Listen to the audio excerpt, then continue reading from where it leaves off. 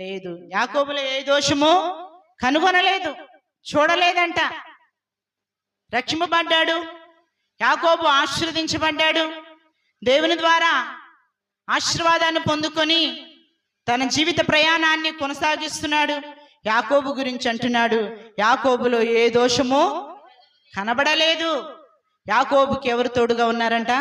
ప్రభువైన యేసయ్య, నక్షత్రంగా ఉద్భవించిన యేసయ్య, నక్షత్రంగా అతని హృదయంలో ఉద్భవించిన యేసయ్య తోడుగా ఉన్నాడు. కాబట్టి అతను త్రోవలో వెలుచుండగానే దేవదూతలు అతనిని, ఆదికాండం 32:1 యాకోబా త్రోవను వెళ్ళుచుండగా దేవదూతలు అతనిని ఎదుర్కొన్నాయి. మహానయ్యు మర్మంలోనికి వచ్చాడు, సావాసం చేస్తూ ఉన్నాడు, ప్రార్థనాపరుడు, దోషాన్ని కడిగి వేసుకున్నటువంటి యాకోబు.